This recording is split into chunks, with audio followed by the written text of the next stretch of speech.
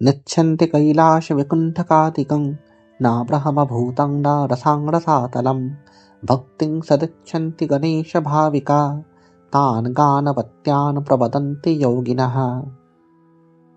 যে সাধক কৈলাস কিংবা বৈকুণ্ঠ প্রভৃতি স্বর্গরাজ্য কামনা করে না, যে ব্রহ্মত্য কিংবা রসের অতল সমুদ্রও কামনা করে না, যে শুধু গণেশের ভক্তিযোগ আশ্রয় করতে চায়, যে গণেশকেই নিরন্তর ভাবনা করে, যোগীগণ তাকেই গানপত্য বলে থাকে।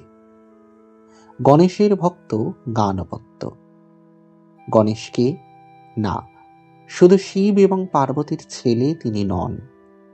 গণেশ ভক্তের কাছে তিনি হলেন সাক্ষাৎ পরব্রহ্ম, সকল দেবতার দেবতা তথা সকল ব্রহ্মের প্রতি স্বয়ং ব্রহ্মণস্পতি। ব্রহ্মা, বিষ্ণু, মহেশ, শক্তি, সূর্য প্রমুখ সকল দেবতা এক এই গণেশের কলার অংশ মাত্র। গণেশ এদের সকলেরই প্রাণ তথা শক্তির উৎস।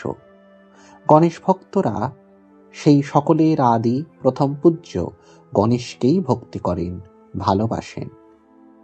আজ কথাবাচকে সে গানপত্যদের নিয়ে জানব গণেশ ভক্তদের ইষ্ট দেবতা রূপে ভগবান গণেশের 6টি মুখ্য সম্প্রদায় তথা স্বরূপের কথা। সঙ্গে থাকবেন শেষ অবধি।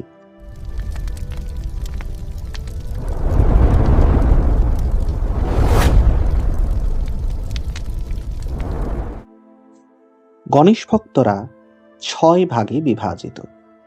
তাদের মধ্যে প্রথম হলেন মহাগণপতি সম্প্রদায়। এই মহাগণপতি সম্প্রদায়ের মুখ্য আরাধ্য দেবতা হলেন মহাগণপতি। তার স্বরূপটি এই প্রকার: বীজাপুর গদক্ষকর্মকরুজা চক্রাব্জপাশৎপলঃ वृज्जग्रस्वपिशानरत्नकलशैः प्रद्युत्करम्भोरुह ध्येया वल्लभया सपद्मकरया श्लिष्टज्वलद्भूषया विश्वोत्पत्तिविनाशसंस्थितिकरो विघ्नेश इष्टार्थदः।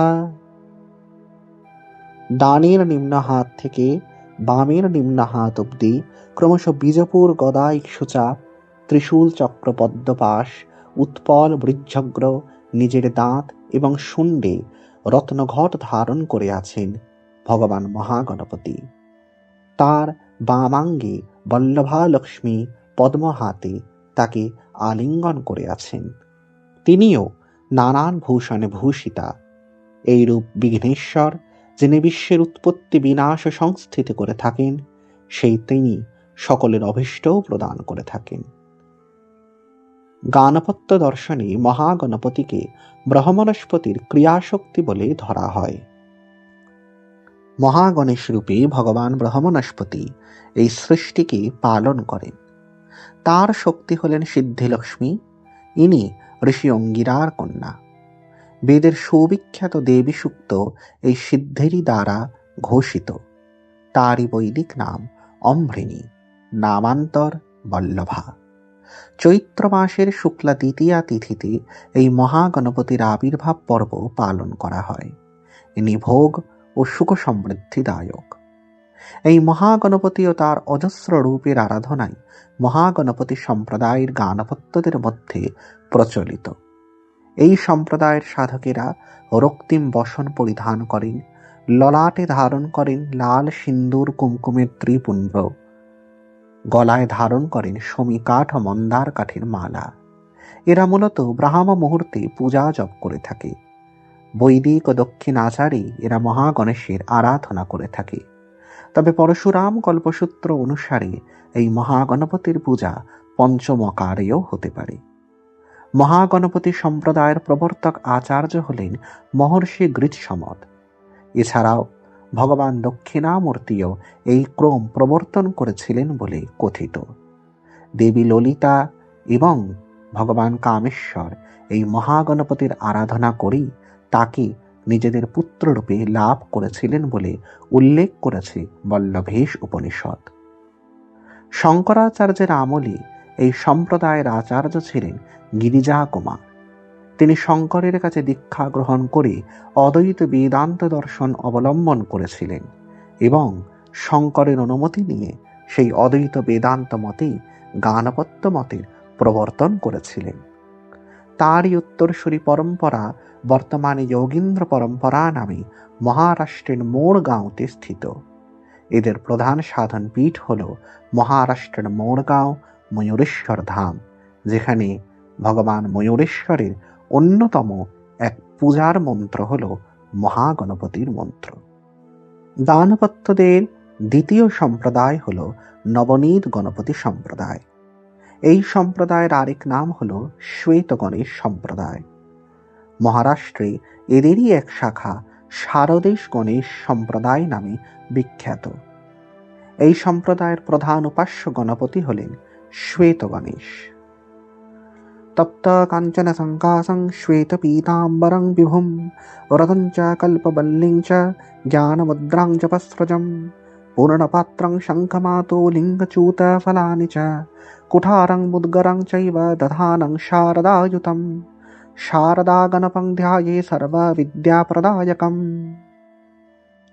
অর্থাৎ উত্তপ্ত স্বর্ণের সমান শুভ্রবর্ণ, পরনে শ্বেত পীত বসন, সেই বিভু দেবতার 10 হাতে বিরাজ করছে রদন, কল্পবল্লী, জ্ঞানমুদ্রা, গজদন্তমালা, পূর্ণপাত্র, শঙ্খ, মাতলিঙ্গ, চ্যুতকলিকা, কুঠার এবং মুদ্গর। তার বামাঙ্কে দেবী শারদা বসে আছেন। এইরূপ সর্ববিদ্যাদায়ক শারদা গণেশের ধ্যান করি। গানপত্য দর্শনে এই শ্বেত গণেশ হলেন সরস্বতী প্রধান। ইনি ভগবান ব্রহ্মণস্পতির জ্ঞান শক্তি। এই রূপেই ভগবান ব্রহ্মণস্পতি অনন্ত কোটি সৃষ্টি রচনা করে থাকেন। এর শক্তি হলেন দেবী শারদা। এই দেবী শারদা হলেন ঋষি মরীচির কন্যা। বৈশাখ মাসের শুক্লা তৃতীয়া তিথিতে এই শারদাপতি শ্বেত গণেশের আবির্ভাব তিথি পালন করা হয়। ইনি বিদ্যা বুদ্ধিদায়ক। এই শ্বেত গণেশ এবং তার মূর্তিভেদ যথাক্রমে নবনীত গণেশ, শারদেশ গণেশ, আজ্ঞা গণেশ প্রমুখ রূপের উপাসনায় শ্বেত গণেশ সম্প্রদায় মুখ্য সাধনা। এরা শ্বেত বস্ত্র পরিধান করে, ললাটে এরা ভস্ম তিলক ও কণ্ঠে অষ্টমুখী রুদ্রাক্ষ মালা ধারণ করে। এই শ্বেত গণেশ সাধনার ক্রম ভগবান শিব প্রবর্তন করেছিলেন বলে কথিত। শঙ্করাচার্যের আমলে এই সম্প্রদায়ের আচার্য ছিলেন বীরভদ্র নামক সিদ্ধাচার্য। এরা মূলত শৈবাগম মতে শৈবাচারে গণেশের সাধনা করে থাকে। দক্ষিণ ভারতের অমৃত ঘটেশ্বর মন্দির সংলগ্ন নবনীত গণপতি মন্দির, কেরলের কপর্দা গণপতি মন্দির, শ্বেত গণপতি মন্দির প্রমুখ এই শ্বেত গণেশ সম্প্রদায়ের মূল সাধন পীঠ। গানপত্যদের তৃতীয় সম্প্রদায় হল হরিদ্রা গণপতি সম্প্রদায়। এদের মূল আরাধ্য গণপতি বক্রতুণ্ড গণেশ হলেও এদের মধ্যে হরিদ্রা গণেশের পূজার চল সবচেয়ে বেশি। তাই এই পরম্পরার নাম হয়েছে হরিদ্রা গণপতি সম্প্রদায়। এই হরিদ্রা গণেশের স্বরূপ হল এই প্রকার: পীতাম্বরধরং দেবং পীতযজ্ঞোপবীতিনম চতুর্ভুজং ত্রিনয়নং হরিদ্রালসদাননম পাশাঙ্কুশধরং দেবং দণ্ডাভয়করাম্বুজম এবং যহ পূজয়দ্দেবং স মুক্তো নাত্র সংশয়ঃ। তিনি পীত বসন ধারণ করে আছেন। তার কাঁধে রয়েছে পীত যজ্ঞোপবীত। তার 4 হাতে বিরাজ করছে পাশ, অঙ্কুশ, দণ্ড এবং অভয়মুদ্রা। তিনি হরিদ্রাভ, তিনি গজবদন। তাকে এই রূপে ধ্যান করে পূজা করলে নিঃসন্দেহে মুক্ত হওয়া যায়। গানপত্য দর্শন অনুসারে এই বক্রতুণ্ড বা হরিদ্রা গণেশ হলেন ভগবান ব্রহ্মণস্পতির সগুণ সবিশেষ মূর্তি। ভগবান ব্রহ্মণস্পতি নিজে তো নির্বিশেষ নির্গুণ ব্রহ্ম, কিন্তু তার মধ্যে সৃষ্টি বিস্তারের ইচ্ছা হলে তিনি যে বিরাট শরীর ধারণ করেন, সেটিই এই বক্রতুণ্ড গণেশ। এই বক্রতুণ্ডেরই ক্রিয়াশক্তি প্রধান মূর্তি হল মহাগণেশ এবং জ্ঞান শক্তি প্রধান মূর্তি হল শ্বেত গণেশ। বক্রতুণ্ড নিজে জ্ঞান ক্রিয়াশক্তির সম্মিলিত স্বরূপ। তার 2 পত্নী মহাসিদ্ধি ও মহাবুদ্ধি। মাঘ ভাদ্র মাসের শুক্লপক্ষের চতুর্থীতে এই বক্রতুণ্ডের বিশেষ পূজা করা হয়। এই বক্রতুণ্ড গণেশের সাধনক্রম মহর্ষি ভৃগু প্রবর্তন করেছিলেন। মহর্ষি ভৃগু এই ক্রম রাজা সোমকান্তকে প্রদান করেন। রাজা সোমকান্ত থেকে এই ক্রম ক্রমশ মানুষের মধ্যে ছড়িয়ে পড়ে। মতান্তরে এই ক্রম গণেশ নিজে ঢুণ্ডিগণক অবতারে প্রবর্তন করেছিলেন কাশী রাজ্যে। কাশী রাজ্যের ব্রাহ্মণদের হাত ধরেই এই মত প্রবর্তিত হয়েছিল বলে বিশ্বাস। শঙ্করাচার্যের আমলে এই সম্প্রদায়ের আচার্য ছিলেন সিদ্ধাচার্য গণকুমার। এই গণেশের উপাসকরা লাল পেড়ে হলুদ পোশাক পরিধান করে, এরা রুদ্রাক্ষ মালা ধারণ করে, ললাটে সিঁদুরের তিলক ধারণ করে। এদের মধ্যে স্মার্ত ব্রাহ্মণ্য আচার প্রচলিত। এই পরম্পরার সাধকদের মূল সাধন ক্ষেত্র হল কাশীধাম। গাণপত্যদের পঞ্চমী সম্প্রদায়টি সুবিখ্যাত। এদের উচ্ছিষ্ট গণপতি সম্প্রদায় বলা হয়। এদের মূল উপাস্য দেবতা হলেন ভগবান উচ্ছিষ্ট গণপতি। তার স্বরূপ হল এই প্রকার: পললং চষকং পাশমঙ্কুশং দধতং করৈঃ বামঙ্কগতকামিন্যাঃ ভগাদেব বিনিস্মৃতম পীయూষন্তু পিবন্तं চ তথা বিধৃতশেফশম দিগম্বরমহং ধ্যায়ে উচ্ছিষ্ট গণপং বিভুম। অর্থাৎ নিজের চারিটি হাতে মাংস, চষক, পাশ ও অঙ্কুশ ধারণ করে আছেন ভগবান উচ্ছিষ্ট গণপতি। তার বামাঙ্কে কামরূপিণী তার স্ত্রী, যার গুপ্তাঙ্গ হতে নিঃসৃত রসধারা নিজের সুর দিয়ে পান করছেন ভগবান উচ্ছিষ্ট গণপতি। তারও গুপ্তাঙ্গকে ধারণ করে আছেন সেই বামাঙ্কে সমাসীনা মহাবিদ্যা, উভয়ই দিগম্বর। সেই বিভু উচ্ছিষ্ট গণেশের ধ্যান করি। এই উচ্ছিষ্ট গণেশের মুখ্যত 5 শক্তি: নীল সরস্বতী, পুষ্টি লক্ষ্মী, যোগিনী, মোহিনী এবং সঞ্জীবনী। তবে এই সকল শক্তির মধ্যে নীল সরস্বতী প্রধান। তিনি সম্পদ প্রদানকালে পুষ্টি রূপে, যোগসিদ্ধি প্রদানকালে যোগিনী রূপে, মোহন বশীকরণ করার সময় মোহিনী রূপে এবং রোগ শত্রু নাশের জন্য সঞ্জীবনী রূপে উচ্ছিষ্ট গণেশের সঙ্গে পূজিতা হন।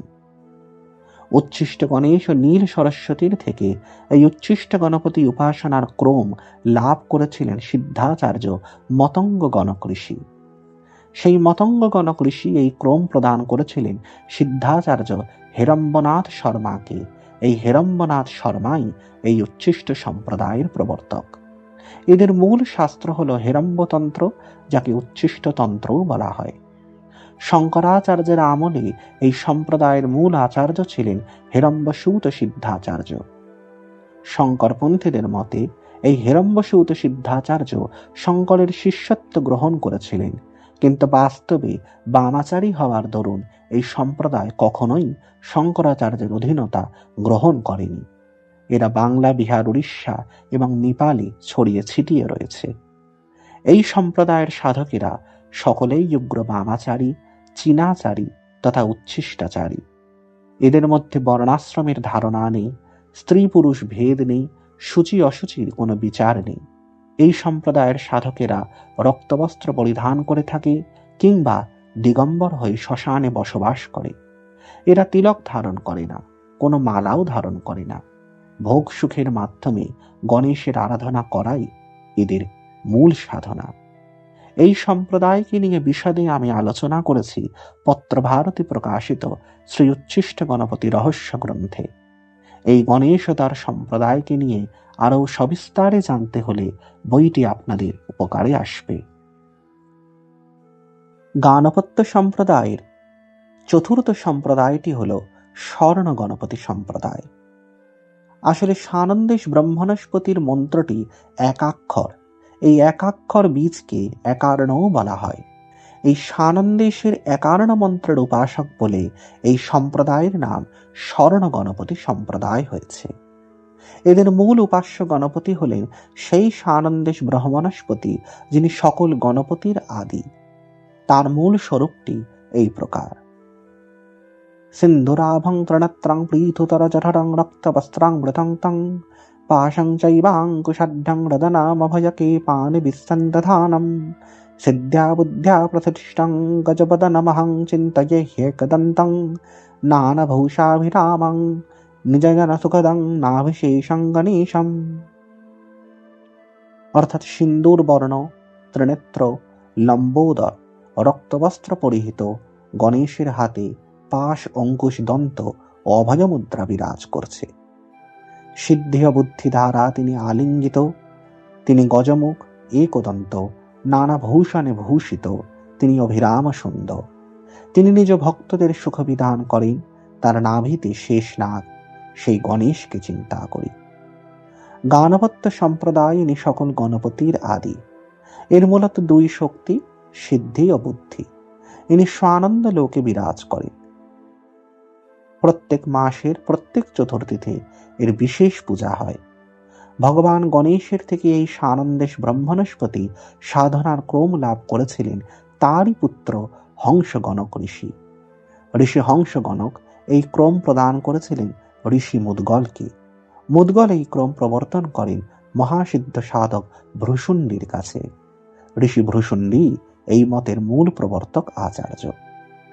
শঙ্করাচার্যের আমলে এই স্বর্ণগণেশ সম্প্রদায়ের আচার্য ছিলেন সিদ্ধাচার্য স্কন্দ। যদিও বর্তমানে এদের স্বতন্ত্র কোনো শাখা আছে কিনা বলা যায় না।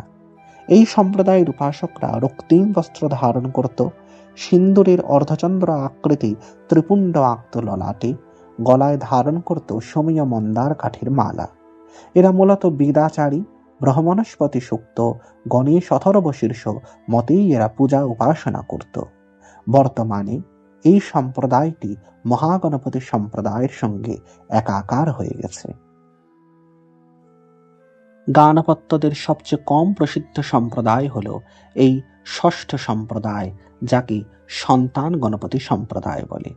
বস্তুত এই সম্প্রদায়টি গণেশ গণপতির ক্রম। এই সম্প্রদায়ের আরাধ্য গণেশ হলেন নরানন, অর্থাৎ তার মাথাটি হাতির নয় বরঞ্চ মানুষের। রক্তাম্বরম রক্তবর্ণৈ রক্তগন্ধানুলেপনম রক্তপুষ্পৈ পূজ্যমানং ভক্তপাতকহারিণম মুদ্গরং চ তথা শক্তিং কমলং চাঙ্কুশং তথা হস্তৈর্দধানং চন্দ্রাস্যং নানাভূষণভূষিতম রিপুক্ষয়করং দেবং সুব্রহ্মণ্যগণাধিপম। রক্তগন্ধে অনুলেপিত সর্বাঙ্গ সেই দেবতা রক্তপুষ্পে পূজিত হন। তিনি ভক্তের পাপ নাশ করেন। তার চার হাতে বিরাজ করছে মুদ্গর শক্তি কমল অঙ্কুশ। তিনি চন্দ্রবদন, নানা ভূষণে ভূষিত, তিনি রিপুনাশ করেন। সেই দেবতা হলেন সুব্রহ্মণ্য গণাধিপ। এই নরমুখী গণেশের মূল নাম গণেশ, তবে একেই সুব্রহ্মণ্য বলেছে মেরুতন্ত্র। কার্তিক উপাসনা এই সুব্রহ্মণ্যকে কেন্দ্র করে গড়ে উঠেছে। তবে যারা কার্তিক উপাসক তাদের মতে এই গণেশের ষষ্ঠ মূর্তিটি কার্তিকের অবতার। আবার গণেশের উপাসক যারা, তারা কার্তিককেই গণেশের নরমুখী অবতার বলে মনে করেন। এই সম্প্রদায়ের সাধকরা রক্তিম বস্ত্র ধারণ করেন, কপালে ধারণ করেন ভস্মের ত্রিপুণ্ড, গলায় রুদ্রাক্ষের মালা। এরা মূলত শৈবাচারী হয়ে থাকে। এই সম্প্রদায়ের মূল প্রবর্তক আচার্য হলেন ভগবান দক্ষিণামূর্তি। শঙ্করাচার্যের আমলে এই সম্প্রদায়ের আচার্য ছিলেন সিদ্ধাচার্য একদন্ত। এই গণপতির উপাসকরা মূলত দক্ষিণ ভারতে সীমাবদ্ধ। গণেশের মনুষ্যমুখ রূপগুলি খুব বেশি প্রচার প্রসার পায়নি।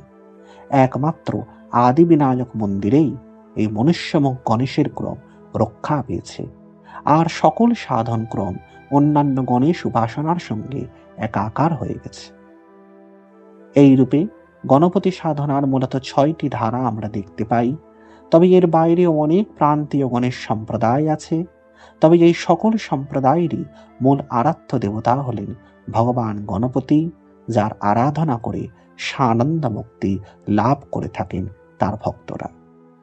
তাহলে বন্ধুগণ, আজকের মতো এই গানপত্য সম্প্রদায়কে নিয়ে আমাদের পর্বটি আমরা এখানেই শেষ করি। আসলে গানপত্য সম্প্রদায়কে নিয়ে অনেক কথাই বলা যায়, কিন্তু সেসব বলা শুরু করলে তা অন্তত একটি ভিডিওতে শেষ হবে না। আমরা বারে বারে গানপত্য সম্প্রদায়কে নিয়ে এবং ভগবান গণেশের নানান রূপকে নিয়ে চর্চা করতে থাকব। সঙ্গে থাকবেন কথাবাচকের পাশে। জয় গণেশ।